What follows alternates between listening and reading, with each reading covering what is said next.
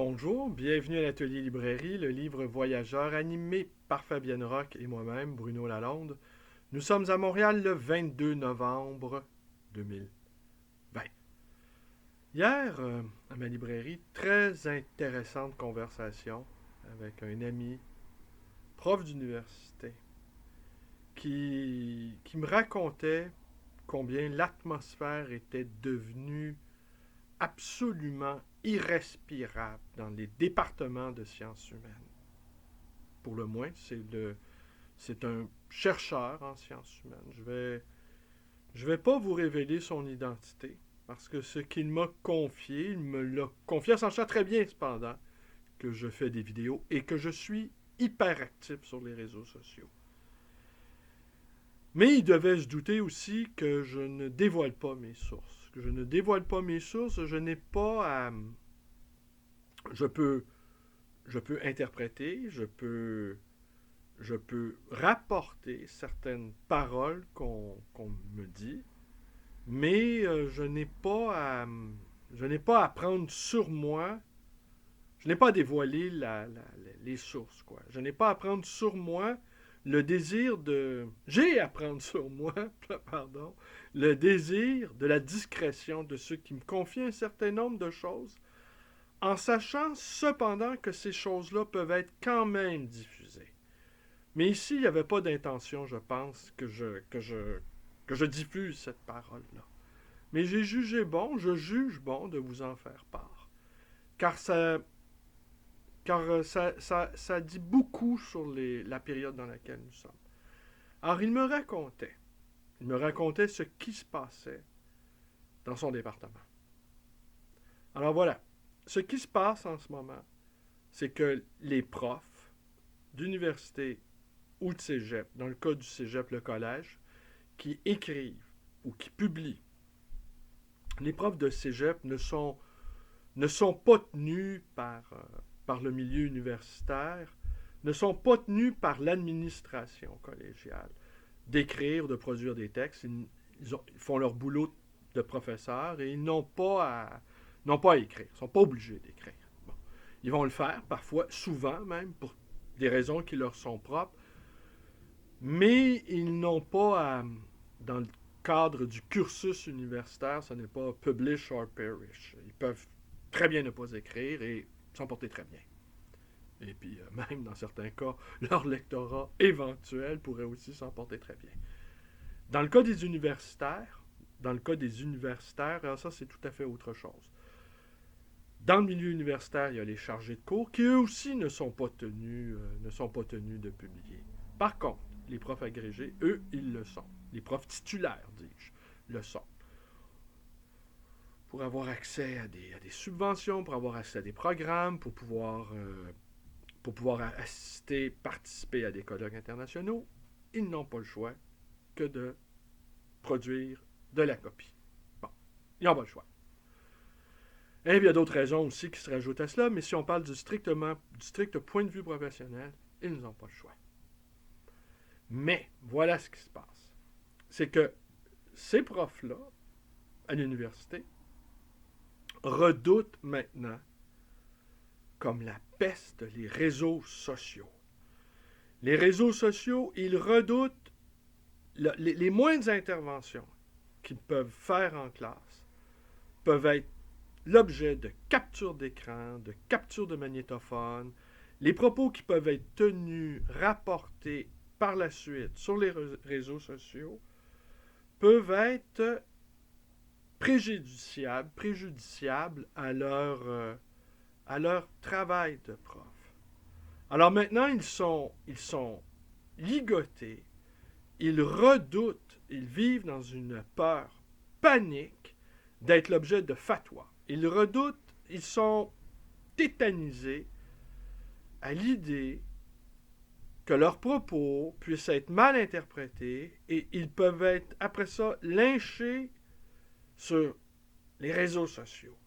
Alors, tant et si bien qu'ils n'osent plus rien dire. Ils n'osent plus rien dire et, selon cet ami, prof d'université, on s'approche même du moment où ils vont être stérilisés intellectuellement. Ils vont être stérilisés. Ils ne pourront plus.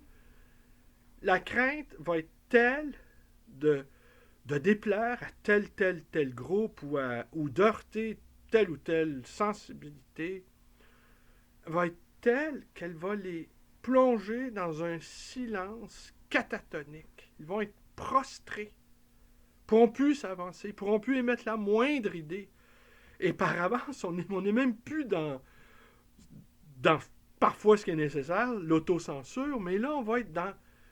Même cette idée-là d'autocensure n'existera même plus. Ne sera même plus envisageable. Alors, ce qu'il me racontait aussi, c'est que, bon, la délation. Alors maintenant, des captures d'écran, des délations.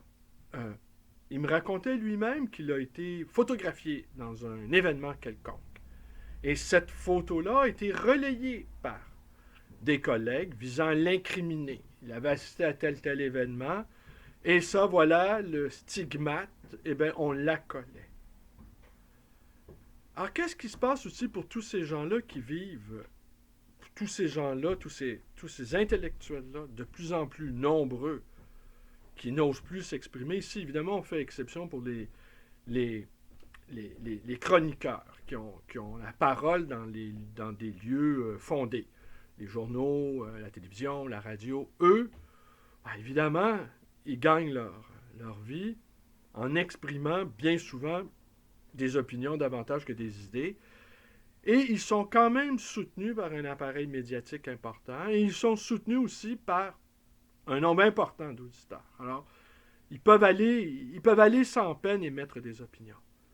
Tandis que le prof d'université qui n'a pas un réseau constitué, une armée constituée de défenseurs ou d'avocats derrière lui ou de grandes chaînes de télévision derrière lui. Et lui, il est livré à la meute. Il est livré à la vindicte moutonnière. Alors, qu'est-ce qu'il peut faire sans appui considérable pour pouvoir développer ses idées en toute liberté et en toute sécurité? Alors, la question de la sécurité devient hyper capitale. Alors, tous ces gens-là dont la parole est intrinsèquement muselée avant même de pouvoir jaillir, eh bien, les mauvais affects commencent à apparaître, le ressentiment, les rivalités qui existaient déjà au sein de tous ces premiers de classe, mais des rivalités qui très, très, très, très petits, ils apprennent à conjuguer. Premier de classe, dès la première année, premier de classe à l'école secondaire, premier de classe à l'université et premier de classe tout le temps. Et beaucoup de ces personnes-là qui exercent le métier de professeur, la profession de professeur, ils ont été à l'école de l'âge de 5 ans jusqu'à la retraite. La seule aventure qui puisse leur arriver parfois, c'est le divorce. Mais à part cela, ils sont relativement à l'abri, je dirais, de beaucoup de choses. Tu rentres à l'école et tu n'en ressors qu'à la retraite. C'est pas le sort c'est le sort d'une infime partie de la population. La plupart des gens vont à l'école et ont hâte d'en sortir pour pouvoir se coltiner avec la réalité, tant bien que mal, avec plus ou moins de succès, selon les circonstances. Mais là, tous ces premiers de classe-là, ils se retrouvent dans une situation où, en dehors de leur salle, tous ces premiers de classe-là se retrouvent dans une situation où, en dehors de leur salle de cours, eh bien, il y a une multitude de cancres, de frustrés, de gens qui n'en ont rien à foutre, les attendent au détour. Sans compter que les étudiants qui sont dans leur salle de cours sont devenus presque des ennemis. Des gens dont on doit se méfier, des gens qui vont aller galvauder la parole. Alors, vous imaginez un peu c'est un tableau infernal. On a donc le ressentiment, des dépressions, la délation, capture d'écran d'un collègue. Tant et si bien que me confiait cet ami, la principale activité intellectuelle, si je peux dire, de beaucoup d'universitaires, c'est devenu le potinage. Au fond, la seule chose qui finit par occuper l'esprit de chacun, c'est les potins. Alors, nous sommes loin de la recherche, nous sommes loin d'échanges déjà. Il n'y en avait pas beaucoup d'échanges. Il faut comprendre ça. Euh, les, les, les, les premiers de classe sont hyper compétitifs entre eux. Hein. Il y a un premier de classe. Alors, quand on se retrouve avec 30 premiers de classe dans un même département, ça craint. Mais là, c'est plus possible parce que dans cette folie des réseaux sociaux, eh ben, chacun craint pour sa peau, là. Et les ennemis sont partout. Alors, tant et si bien que plus personne n'ose rien dire.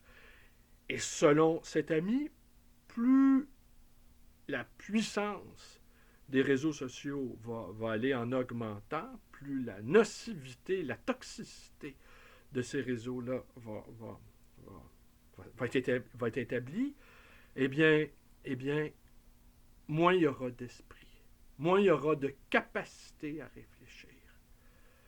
Alors, c'est assez... je l'écoutais hier.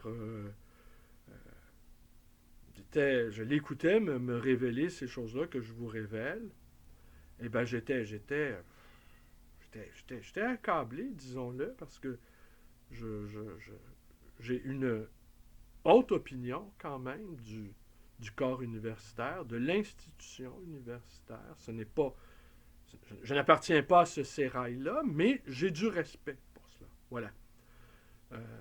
Et je n'ai pas à me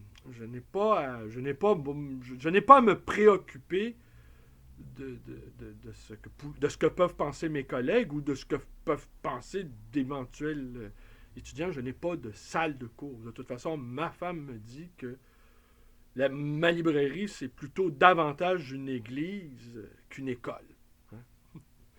Et une église, oui, puis j'ai l'impression même parfois que, en tout cas sur les rayons, eh bien, tout le monde y est, là, de Karl Marx à Freud, à Saint-Augustin, au Marquis de Sade.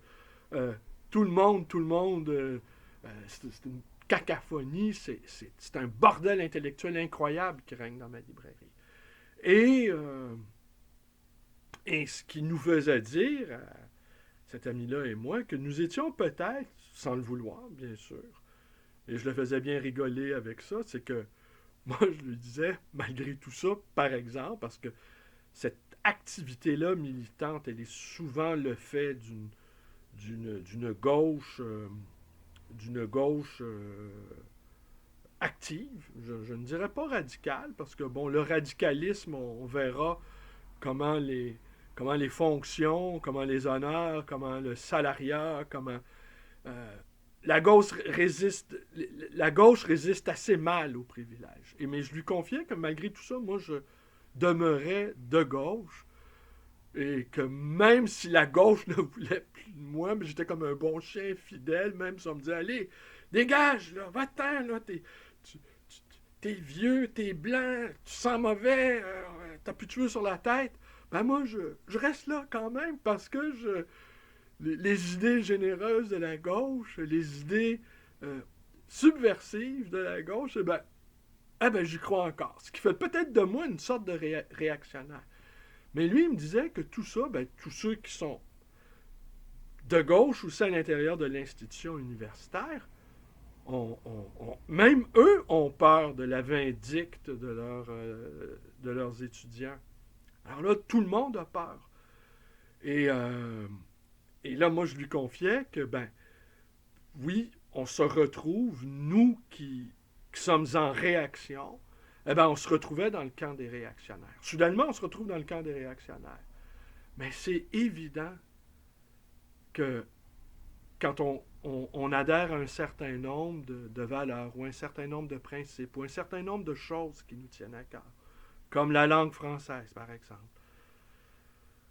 cette langue française qui n'est, il m'en coûte de le dire, mais qui n'est plus porteuse d'idées révolutionnaires. Hein. Il y a jusqu'à peut-être le dernier qui a incarné ça, et bien la dernière, et puis on a assisté, il y avait 100 000 personnes dans les rues de Paris au printemps 1980 assistant aux funérailles de Sartre. C'était le dernier qui incarnait cette parole-là révolutionnaire, je dirais. Cette parole-là révolutionnaire de la langue française, où les idées novatrices, les lumières en quelque sorte, eh bien, étaient véhiculées par la langue française.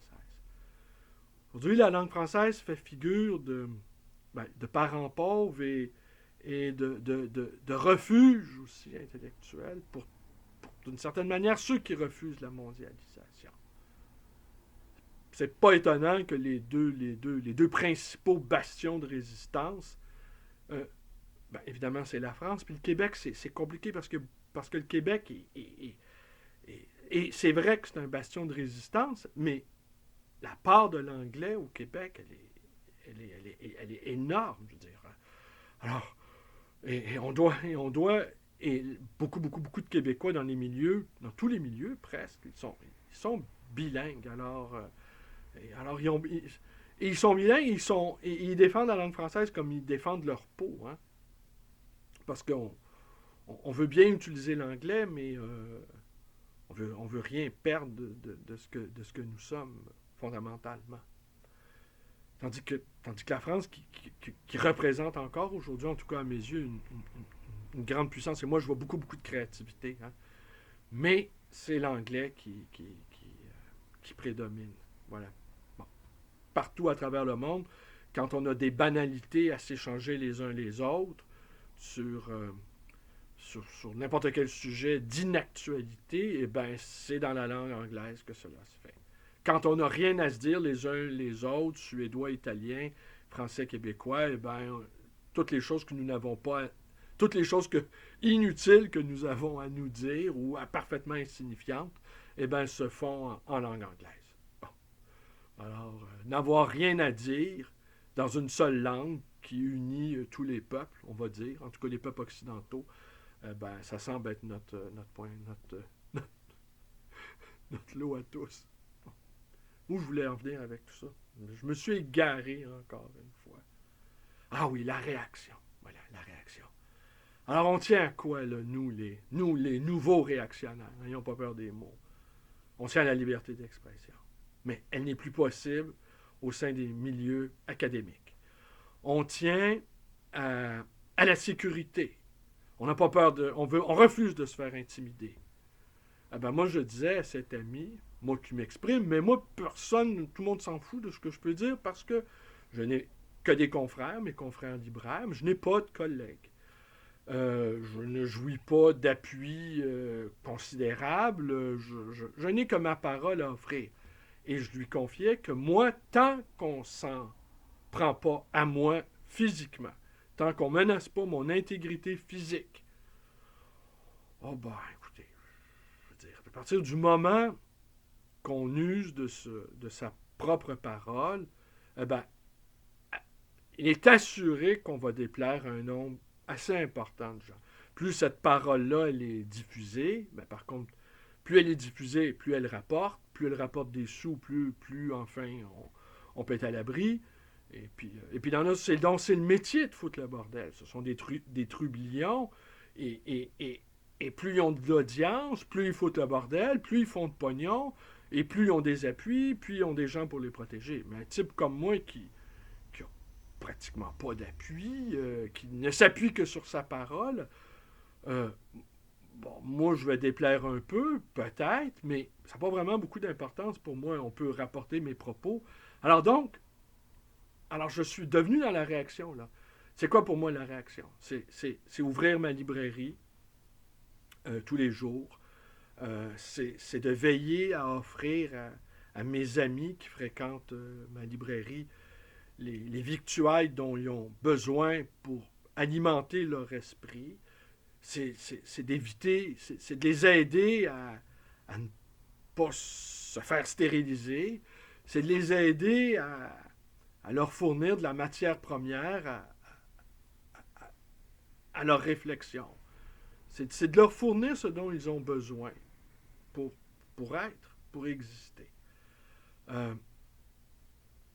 Et n'ayant pas de compte à rendre, au fond, ce n'est que ma propre parole, moi, tant qu'on ne me menace pas, tout va bien. Il y a 1 an et demi, Nous avons organisé en ces lieux une conférence. Ça a fait l'objet de beaucoup d'articles à l'époque. Une conférence d'un auteur, aux idées, en fait, sur l'essentiel, on s'entend, lui et moi, des idées qui polarisent la société. Alors, il y a eu des menaces qui ont été faites à une librairie qui devait organiser ce truc-là, et c'est nous qui l'avons organisé finalement. Et c'est rien, on n'a pas été menacé. Et puis si on l'avait été, ben on aurait porté plainte à la police, simplement. Et on aurait souhaité que les gens qui nous auraient intimidés, eh bien, soient traduits devant les tribunaux, tout simplement. Alors, moi, dans mon esprit, je vis encore dans une société de droit, et que tant qu'on n'attente pas à mon intégrité physique, ben voilà. Alors, je peux dire ce que je veux. Et d'ailleurs, je m'en prive pas. Pour les quelques dizaines qui écoutent, qui me font l'honneur de m'écouter, alors je ne me prive pas de dire ce que je pense.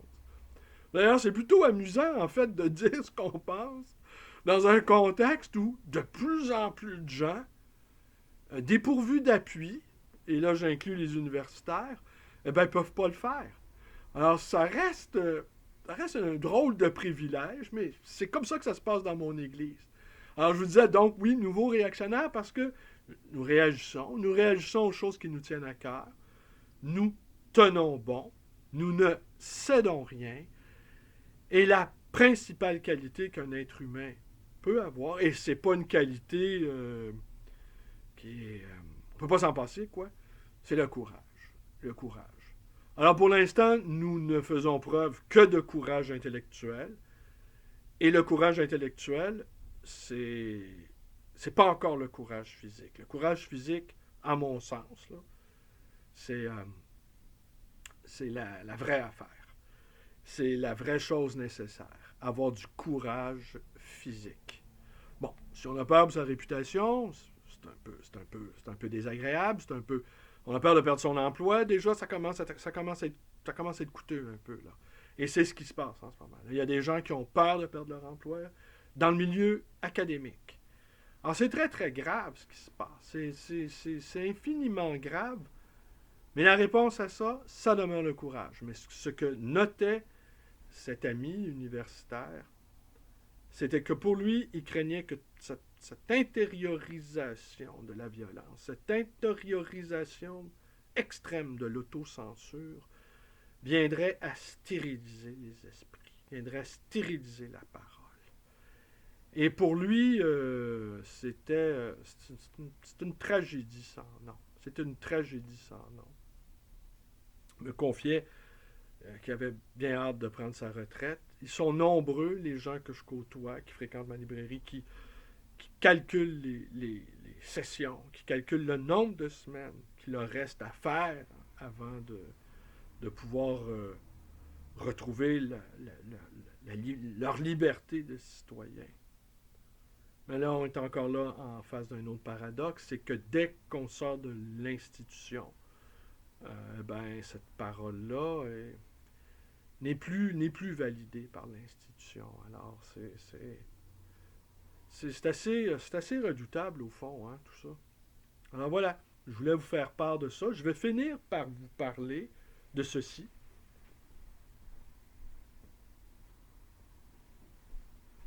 Ce livre-là de Jean Sullivan, auquel j'ai participé, Jean Lavoué qui a communiqué avec moi cet été pour me demander d'écrire un texte sur Jean Sullivan. J'ai lu le livre, je l'ai beaucoup aimé. Je vais vous en parler. Je devais vous en parler il y a quelques jours, mais ça, c'est une des raisons aussi pourquoi je tarde à faire des vidéos. C'est que la librairie, comme toutes les librairies en ce moment au Québec, nous sommes ouverts, contrairement à celles en France, et ça marche, ça roule très très fort, nos trucs. Les libraires du Québec vont bien. Il y a quelque chose qui se déroule. Il faut dire aussi, on me dit, ouais, les gens lisent plus. Ça, je ne saurais pas dire, d'ailleurs. Je ne saurais pas dire si les gens lisent plus. Mais assurément, les gens qui s'intéressent à la vie intellectuelle, à la vie de l'esprit, à la vie des arts, à la vie de la poésie. Eh bien non, pratiquement plus d'endroits où ils peuvent s'alimenter.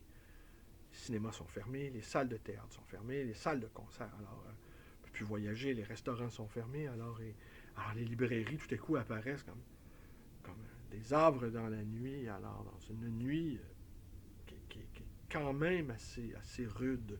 Alors oui, avec Jean Sullivan, dans l'espérance d'une parole, ce que je peux simplement vous dire, pour vous mettre en appétit, concernant Jean Sullivan, c'est qu'il est, en tout cas c'est ce que beaucoup d'auteurs prétendent dans ce livre-là, et je suis pas mal d'accord avec eux, c'est qu'au fond, il est l'héritier de Bernanos. Alors on pourrait réfléchir aussi à qu'est-ce que ça veut dire d'être l'héritier de Bernanos.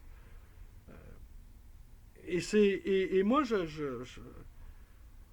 en tout cas, c'est un grand livre d'amitié. On a été, Jean l'avoue, il nous a conviés à un festin